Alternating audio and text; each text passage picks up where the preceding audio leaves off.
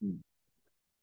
तर मी तुम्हाला तळ्याचं उदाहरण दिलं, वरचं घाण, त्याच्यानंतर मधातली, आतमधली, बारीक, सूक्ष्म, एवढं सगळं घाण क्लीन केल्यानंतरही आपण म्हणू शकत नाही की तळ निर्मळ झालं. इथपर्यंत होतं आपण. त्यानंतर मायक्रो ऑर्गॅनिझम म्हणजे बॅक्टेरियाज जे आहे तेही आपण क्लीन नाही करू शकत. सेम बॅक्टेरियाज म्हणजेच अनुसय क्लेश. अनुसय क्लेश त्याला म्हणतो आपण लॅटेंट डिफाईलमेंट्स.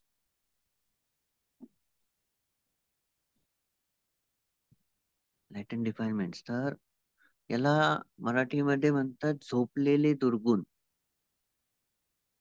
ओके, आता आपण व्यक्त करतो खूप. हं, व्यक्त करतो आणि कोणीतरी आपल्याजवळ येऊन अपमानास्पद बोलून देतात, रागात बोलून देतात, चिडून बोलून देतात.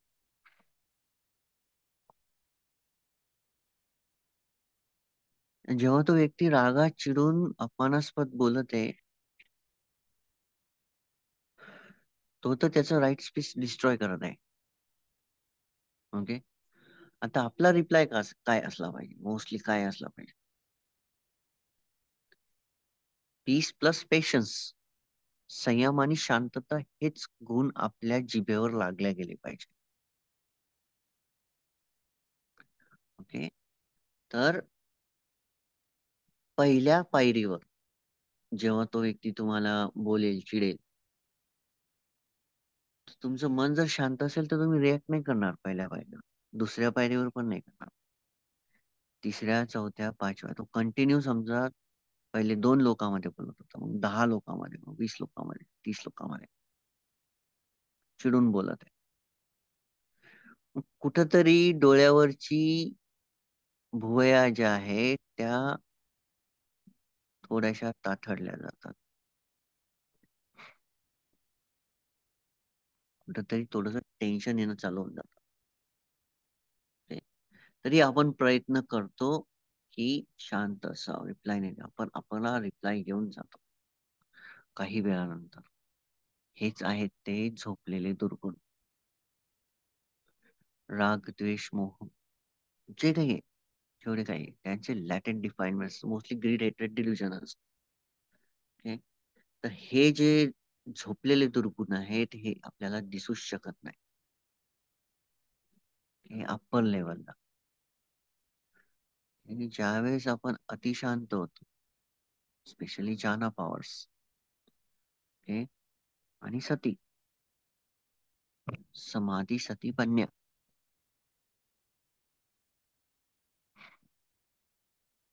हे आपल्याला विदाऊट नॉलेज समजत नाही. ओके, विपश्यना नॉलेज जेव्हा अराईज होतं, देन यू कॅन सी, त्यावेळेस तुम्ही पाहू शकता आणि त्याला डिस्ट्रॉय करू शकता, रिमूव्ह करू शकता. रिमूव्हल ऑफ डिस्ट्रॅक्टिंग थॉट्स हा म्हणते गुणरत्नाचा जर प्रवचन आढळलं तुम्हाला तर ऐका. आय थिंक वितक्क संतान, वितक्क संतान सुतबोधे, मराठी नाही पण removal of distracting thoughts. Okay, हे हे प्रवचन प्रत्येक गुणरत्नाचं जर भेटलं तर ऐका, इंग्लिश मध्ये. ओके, तर जेव्हाही आपण बोलत आहे एनी काइंड ऑफ स्पीच, तर भगवान बुद्ध काय म्हणतात की it is better to speak the word which bring the peace in your mind and to the others.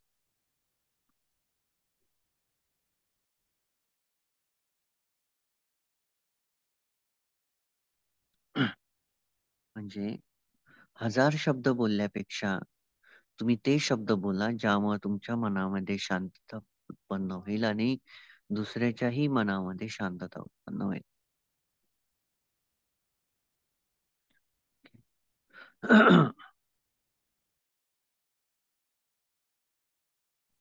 Mostly आपले टॉक्स जे असतात ते greed, hatred and delusion generated असतात. हे कारण की सती नाही तर हे तीन आहेत. ऑब्झर्व करायचे की आपले वर्ड्स जे आहेत त्याचं पिच त्याचा साऊंड हे याची इंटेन्सिटी कशी असली पाहिजे. मोस्टली जे आपले जे शब्द असतात ते जास्त उंच नसले पाहिजे. काइंडनेस 100% त्यामध्ये ऑक्युपाय असली पाहिजे. वल्गर नसलं पाहिजे सर्वात इम्पॉर्टंट. की वल्गरनेस नसली पाहिजे. युजलेस नसलं पाहिजे. ऑब्जेक्ट ओरिएंटेड शब्द असले पाहिजे. Object oriented. बरेच जण मला म्हणतात तुम्ही फक्त कामापुरतं बोलता. That's right. ओके. कारण की जेवढं तुम्ही शब्दांची ऊर्जा वाजवसाल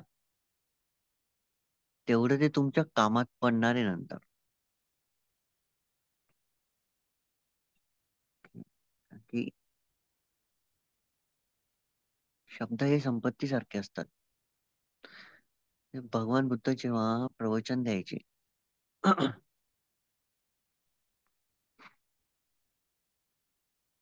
तर लांब लांब अशी रांग असायची. जर तुम्ही मिनिमम 5,000 भिक्खू जर धरले आणि 5च लाईन बनवल्या. ओके. चला 5,000 सोडा, 500च पकडा. तर जर इथं आपण बोलत असणार तर त्या 100व्या भिक्खूंना कस काय ऐकू येणार? काय होतं असं? त्यावेळेस तर माईक नाही, स्पीकर नाही, काहीच नाही. मग भगवान बुद्ध प्रवचन देताना कसं काय यायचं? तर भगवान बुद्ध जेव्हा प्रवचन देत असतील आणि भगवान बुद्धांना जर वाटलं की हे प्रवचन देवतांनी सुद्धा ऐकावं तर ते ऐकू शकत होते. ओके. इतकी ताकद त्यांच्या शब्दामध्ये सम्मा वाचामुळे निर्माण झाली होती. ओके. हे तर मी तुम्हाला उदाहरण सांगितलं. परंतु जेव्हा हेतू पुरस्कृत आपलं संभाषण असणं गरजेचं आहे. परंतु त्याच्या माग पंचसुभाषित असणं खूप महत्वाचं आहे. ओके. हे कधीही आपण लक्षात ठेवायचं बोलताना. पंचसुभाषित काय आहे? किंवा खरं बोलणं, ट्रू स्पीच, बेनिफिशियल स्पीच, दुसऱ्यांच्या कल्याणासाठी बोलणं. त्यानंतर right time and right place. जिथं बोलायचंय तिथंच बोलायचंय. ज्यावेळी बोलायचंय त्याच वेळी बोलायचंय. त्यानंतर आहे स्पोकन काइंडली. हे करुणामय चित्तानं बोलायचंय. जिथं करुणामय चित्त उत्पन्न राहील तिथं अँगर नसतो, हेट्रेड नसतो. आणि speak with the good will means metta. दुसऱ्यांच्या म्हणजे जे आतमधलं जे चित्त आहे आपलं ते मैत्री चित्त असतं. Speak with the metta. Goodwill म्हणजे मेत्ता. आपण मेत्तामध्ये काय म्हणतो की सर्व जीवांना निब्बाण प्राप्त. मग जर आपण ज्या जीवांच्या प्रती निब्बाणाची अपेक्षा ठेवते त्या जीवांच्या प्रती राग कस काय उत्पन्न होतो आपल्या मनामध्ये? कारण की हेतू जो आहे त्याच्या मागचा तो ग्रीड सॉरी हेट्रेड आहे. हेट्रेड आहे. तर आपल्याला आपल्या स्पीच मधून ह्या ज्या इन्सिक्युरिटीज आहे, ह्या ज्या हे जे डिफाईलमेंट्स आहे स्पीच मधले हे रिमूव्ह करायचे. काय करायचंय? रिमूव्ह करायचंय.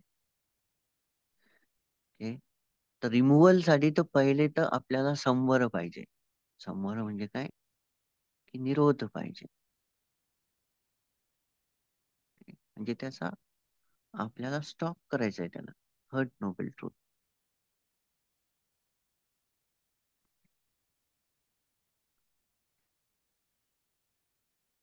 मनात जर राग येत असेल आणि त्या रागामध्येच आपण बोललो तर समोरच्या व्यक्तीचं जे चित्त आहे ते पण अँग्री माइंड होऊन जातं.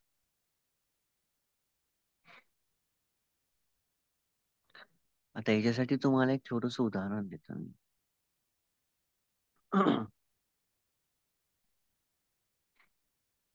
2 जण खूप चांगलं बोलत आहेत. ओके. स्पेशली ध्यान, पारमिता, हं, मेत्ता, करुणा, मुदिता, हं, आर्याष्टांगिक मार्ग, चार आर्य सत्य हे सर्व बोलत आहे. आणि 2 जण भांडणाबद्दलच बोलत आहे. तिसऱ्याबद्दल बोलत आहे. यानं असं केलं, त्यानं तसं केलं. हा असा, हा तसा. तर तुम्ही 2 ग्रुप पैकी ज्या ग्रुपमध्ये जॉइन होसाल तिथं तुमचं चित्त त्याच प्रकारचं होणार. जिथं तुम्ही जिथं तुम्ही धम्मचर्चा चालू आहे, तिथे तुम्ही जॉइन असाल तर पीसच जनरेट होणार आहे, शांतताच उत्पन्न होणार आहे. आणि जिथं तुम्ही रागाच्या याच्यामध्ये जॉइन असाल, जिथं अँगर आणि हेट्रेड बद्दल बोलल्या जात आहे, एक थोड्या वेळानंतर तुमचं माइंड पण तसंच होऊन जाणार. कारण की आपण फ्लो मध्ये वाहत जातो. इव्हन बघा तुम्ही 2 व्यक्ती, अनोळखी व्यक्ती जर बोलत असतील आपल्या बाजूला आणि आपण जर त्यांच्यामध्ये लक्ष टाकलं ना, तर त्यांच्या संभाषणाच्या विषयामध्ये आपण वाहत चालला जातो. स्पीच हेच नाही की आपण काय बोलावं. स्पीचचा भाग हा पण आहे की आपण काय ऐकावं. ओके. आपण काय ऐकलं पाहिजे हे पण खूप महत्वाचं असतं.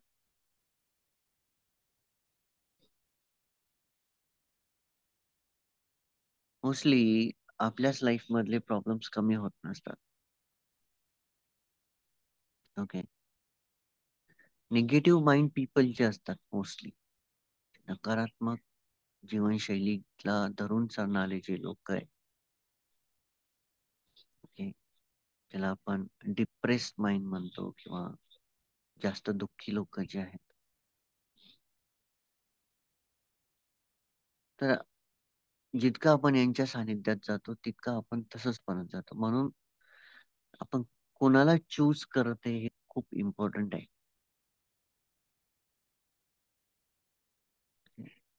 म्हणून ह्या गोष्टीवर आपण खूप महत्वाचं आहे की आपलं जे चित्त आहे बोलताना की आपण कोणत्या हेतून बोलत आहोत.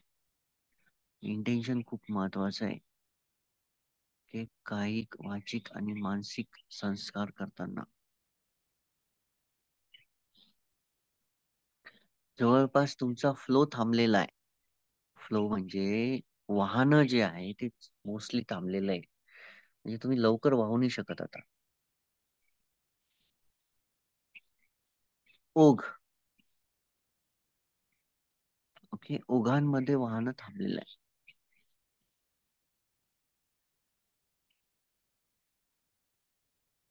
तर हे जे रिमूव्हल आहे आपल्या भाषेमधून, आपल्या संभाषणामधून दुर्गुणांना काढण्याचं जे काम आहे ते फक्त राईट एफर्टच करू शकतं. ओके. जिथं करुणामय चित्त नाहीये, जिथं मेत्ता चित्त नाहीये, तिथं ते अराईज करायचं. स्पेशली इव्हन तुम्ही 1 घंटा मेत्ता करा, त्यानंतर तुम्ही जाऊन बोला कोणासोबत तरी. कधीही ट्रायल करायचं, एक्सपिरियन्स घ्यायचे. ओके, 1 आवर मेत्ता करा आणि बाहेर जाऊन बोला. तो व्यक्ती तुमच्याशी बोलताना आनंदितच होणार आहे. त्याला खूप सुखकारक लागणार. त्याला त्याला तुमचं जे सराउंडिंग आहे ते काम आणि पीसफुल लागेल. ओके. नॉलेज आणि एक्सपिरियन्स दोन्ही 2 एंड आहेत. कधीही लक्षात ठेवायचं की नॉलेज आहे परंतु एक्सपिरियन्स जर नसेल तर नल आहे ते नॉलेज. ओके. तर राईट एफर्ट जे आहे ते आपण यामध्ये यूज करायचं.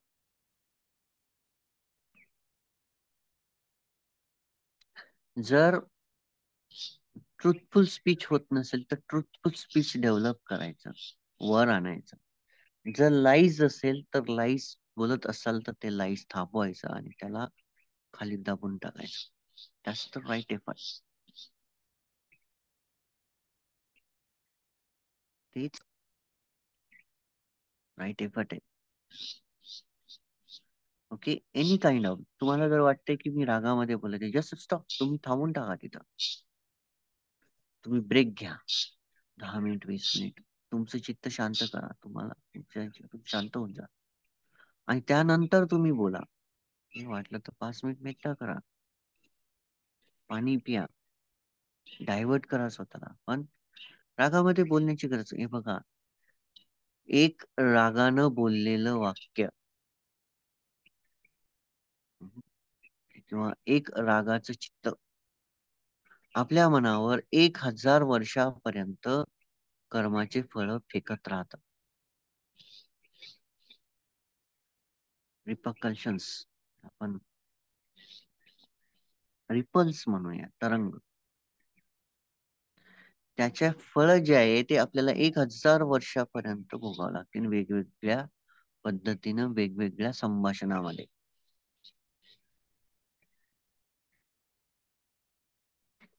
तुमची भाषा मृदू असणं खूप महत्वाचं आहे. मृदू अशी होत नाही. हे मृदू होण्यासाठी करुणा आणि मेत्ता खूप महत्वाची आहे.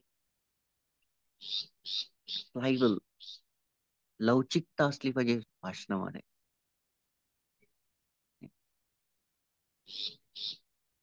आदर असला पाहिजे. भाषणामध्ये आदर असणं खूप महत्वाचं आहे.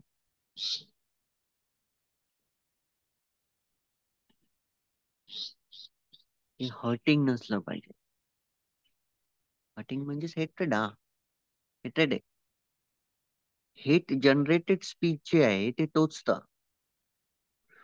Grid generated peace, greed generated speech जे आहे ते दुसऱ्याला पण दर्शवून देतं की समोरचा व्यक्ती लोभी आहे.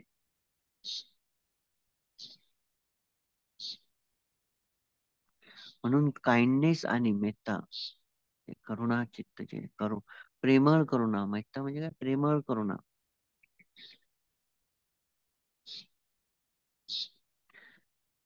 तुम्ही प्राण्यांपासून बघा. इव्हन प्राणी सुद्धा स्वतःचा जीव धोक्यात टाकून त्यांच्या पिल्लांना खाऊ घालतात. ओके, ते मुलं कशी असो, इव्हन पॅरेंट्स आपले, त्यांचा मुलगा कसाही निघो, मुलगी कशी निघो, पण तरी पण ते सहन करत जातात. का? कारण की आईची जी करुणा असते ती प्रेम असते, ते दिसतच नाही.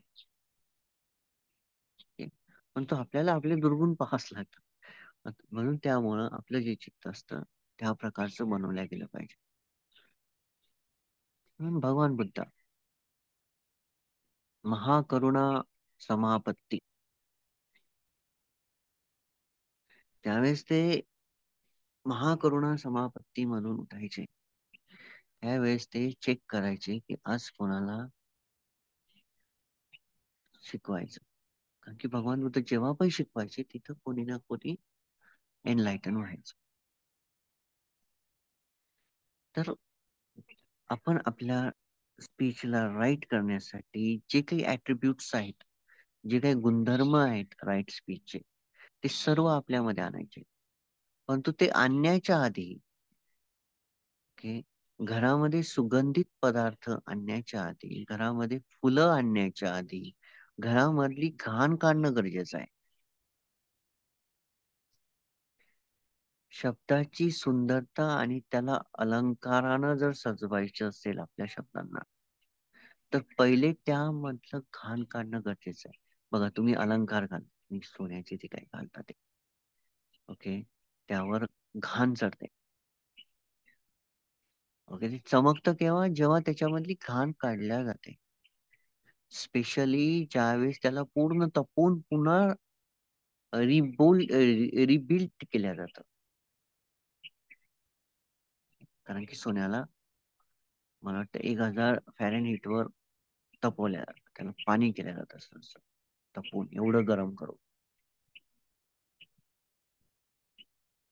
त्यावेळेस ते चका. सेम आपल्या स्पीच मधलं जे हे जे डर्टीनेस आहे, हे जे डिफाईलमेंट आहे स्पीच मध्ये, ते रिमूव्ह करायचे. रिमूव्ह म्हणजे डायरेक्ट रिमूव्ह नाही होणार, हे याला स्टॉप करायचंय. हे तुम्हाला समजलं की इथं इथं मी रागानं बोलतो, तुम्हाला जर समजलं इथं इथं मी या पद्धतीने बोलतो, 100% त्याच्यावर वर्क करायचं. ओके. पूर्ण आयुष्य जे आहे ते वायफळ चर्चेमध्ये, रागाच्या त्याच्यामध्ये नाही टाकून द्यायचं आहे. त्याला काही अर्थ नाहीये. आणि जजमेंटल व्ह्यू नाही ठेवायचे स्पीचच्या बेसिसवर. एक मिनिट.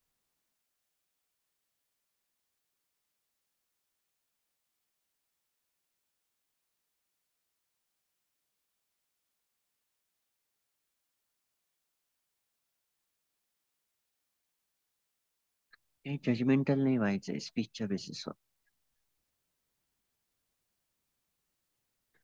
हे प्युरिफिकेशन इतकं चांगलं आहे ना, की सपोज जर तुम्हाला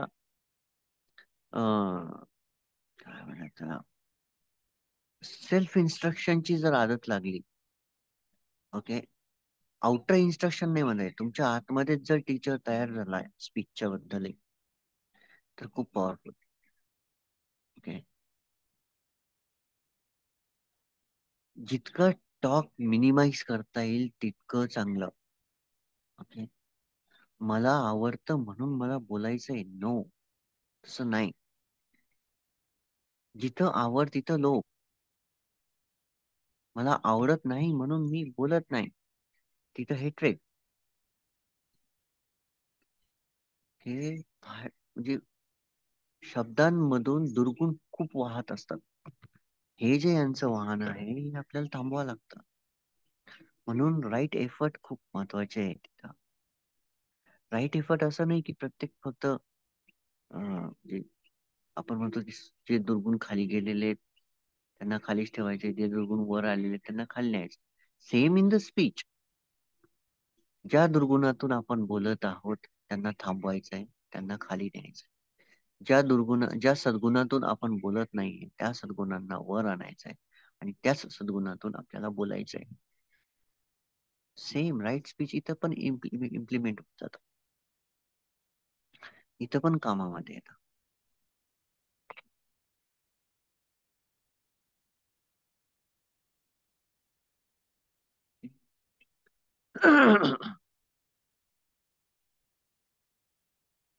तर काय होतं की इवन अनिरुद्धच होते पण, एट ग्रेट थॉट्स जे आहे, तर एट ग्रेट थॉट्स अनिरुद्ध आहे का कोण आहे? हा.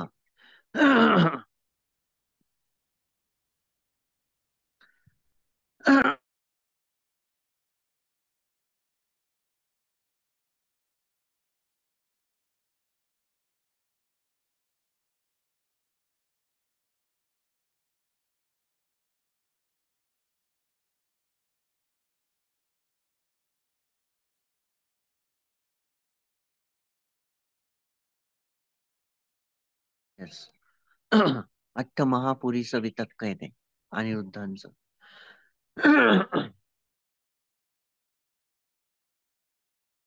सॉरी हा. अष्टमहापुरीचं वितक्क. इथं भगवान बुद्ध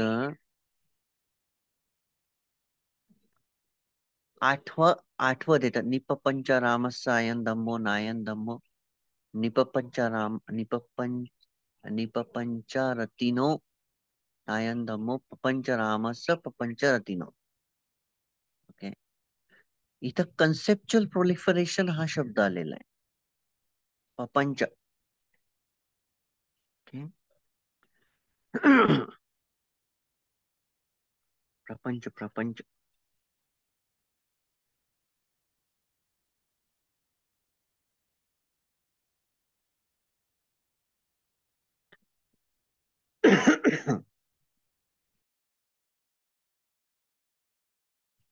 प्रपंच. तर मोस्टली कन्सेप्च्युअल प्रोलिफरेशन याच्यावर आपण जास्तीत जास्त टॉक करत राहतो.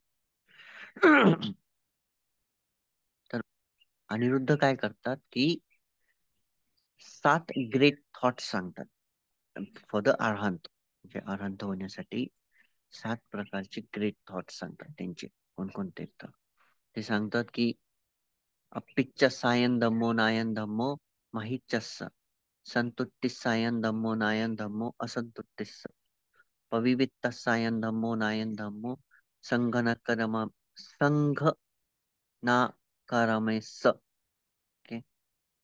त्यानंतर आर्य धम अरද්ධ सायन धम्मो नायन धम्मो कुसितस्स उपतित्तस्सायन धम्मो नायन धम्मो मुततित्तस्स. ओके.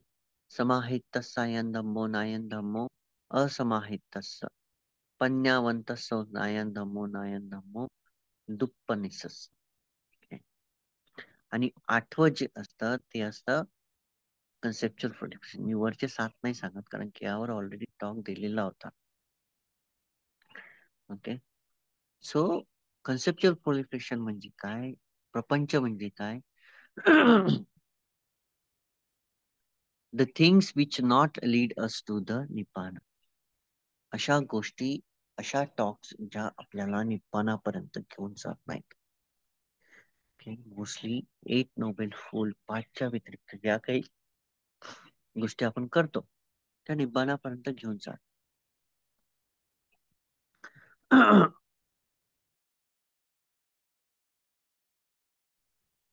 तर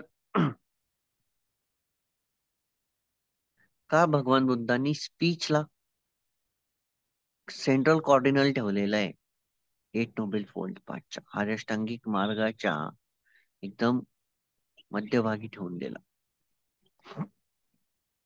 काय इम्पॉर्टन्स दिला?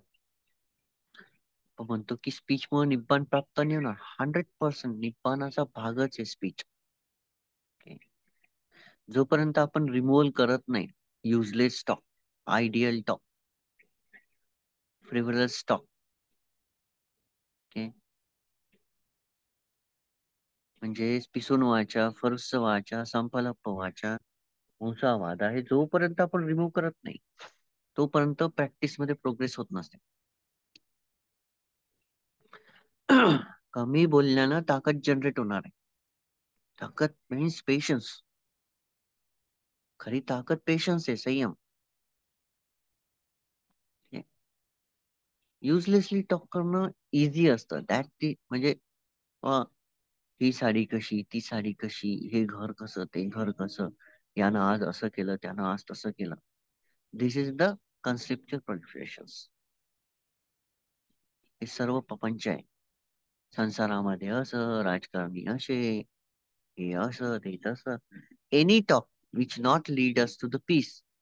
कोणतंही भाषण, कोणतंही प्रवचन, सॉरी कोणतीही भाषा, कोणताही संवाद जो मनामध्ये शांतता उत्पन्न करत नाही तो प्रत्येक भाग कन्सेप्च्युअल प्रोलिफरेशन आहे, प्रपंच. रतिनो, रतिनो म्हणजे काय की त्यामध्ये डुबून राहणं, डुबून राहणं.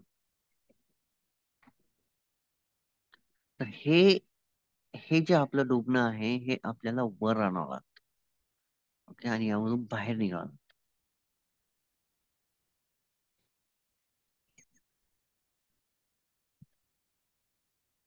तर हे जे रिमूव्हल आहे आपण विथ माइंडफुलनेसच करू शकतो, विदाउट माइंडफुलनेस नाही.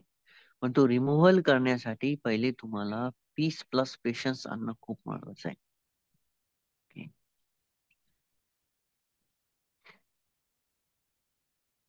तर निब्बाणासाठी काय? Right speech using right effort.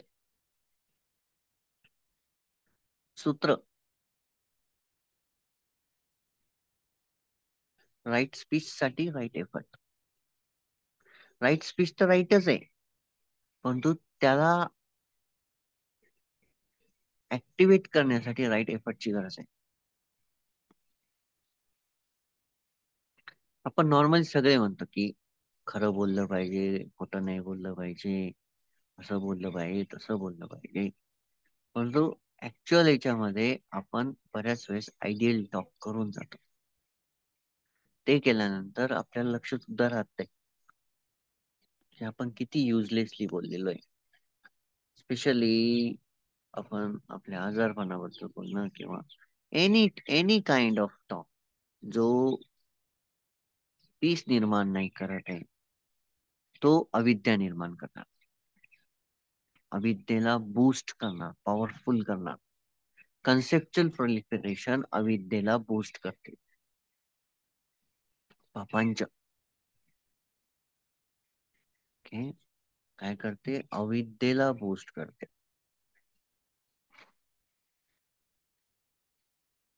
पन्यावंतस्ස अयम धम्मो नायम धम्मो दुःखपनस्स. तर भगवान बुद्ध काय म्हणतात की हा जो धम्म आहे हा फक्त वाईसच्या द्वारेच अंडरस्टूड होऊ शकतो. अनवाईज can not understand the Dhamma.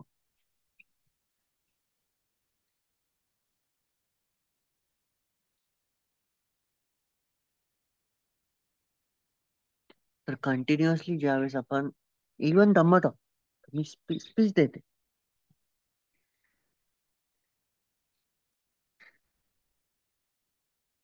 Speech देता देता जर मी डेरोगेटरी वर्ड्स बोलले, okay, the words which condemn, ज्याला म्हणू की आपण असे शब्द जे तुमची मर्यादा ओलांडतात, तुमच्या काय म्हणतात त्याला, तुमचा माझ्याप्रती असलेला रिस्पेक्ट याची सीमा ओलांडून टाकतात. त्या शब्दाने काय होणार आहे की तुमच्या मनामध्ये अशांतता निर्माण होईल. आता आता मी जवळपास अर्ध्या घंट्यापासून बोलू लागलोय. ओके, अर्ध्या घंट्यापासून तुमच्यासोबत राईट स्पीच बद्दल बोलत आहे, अर्धा पाऊण तास झाला. तुम्ही कोणताही टॉक घ्या जेवढे मी दिलेले आहे मोस्टली, तर इन द एंड तुम्ही तुमच्या मनाची स्थिती बघायची. ती पीस जनरेटेड असते, तुमच्यामध्ये पीस आहे, त्याच्यामध्ये अँगर असतो का त्याच्यामध्ये इक्वॅनिमिटी असते. मोस्टली तिथं तुम्हाला खालीपणा वाटतो. हे धम्म ऐकल्यानंतर खालीपणा वाटतो. खालीपणा म्हणजे काय? तुम्ही एम्प्टी वाटतं, तुम्हाला एकदम हलकं वाटायला लागतं. आणि त्यानंतर जेव्हा तुम्ही ध्यान करता ते खूप पॉवरफुल होऊन जातं. कारण की ऑलरेडी तुमचं चित्त जे असतं ते आळस, झोप, त्यानंतर द्वेष, ईर्ष्या, कालचं जे झालेलं संवाद आहे त्यामधून जनरेटेड राहत. त्याचा कुठं ना कुठं इम्पॅक्ट थोडाफार राहतो. पण जेव्हा तुम्ही धम्म ऐकता तर तिथं काय होतं की इक्वॅनिमिटी प्लस पीस येऊन जातं, शांतता प्लस उपेक्षा तिथं थोडस जनरेट होतं. फुल्ली नाही होत, पण शांतता फुल राहते. तर तुम्हाला असं वाटतं की एम्प्टीनेस येऊन जाते, थोडीशी हलकं वाटतं एकदम.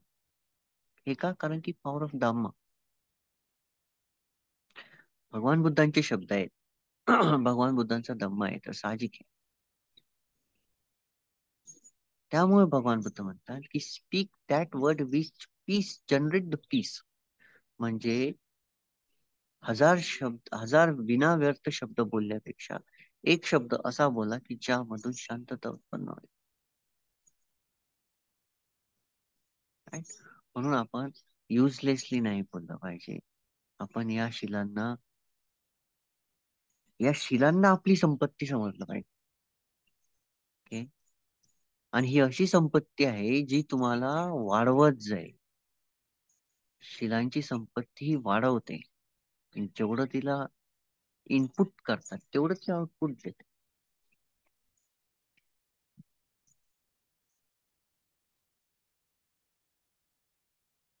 ओके, सो आय थिंक एवढं इनफ आहे. आपण आता आपलं जे सेशन आहे मेडिटेशनचं त्याला घेऊया. ओके, तर राईट स्पीचच्या बद्दल आज मी तुम्हाला हे शिकवलंय की how to use the right effort. Okay, with the help of right effort. नंतर तुम्हाला कन्सेप्च्युअल प्रोलिफरेशन सांगितलं, हे खूप इम्पॉर्टंट आहे. okay? प्रपंच, सांसारिक ज्या काही गोष्टी आहेत त्या जेवढ्या आपण बोलणार ना त्यामध्ये आपला प्रपंच वाढणार आहे.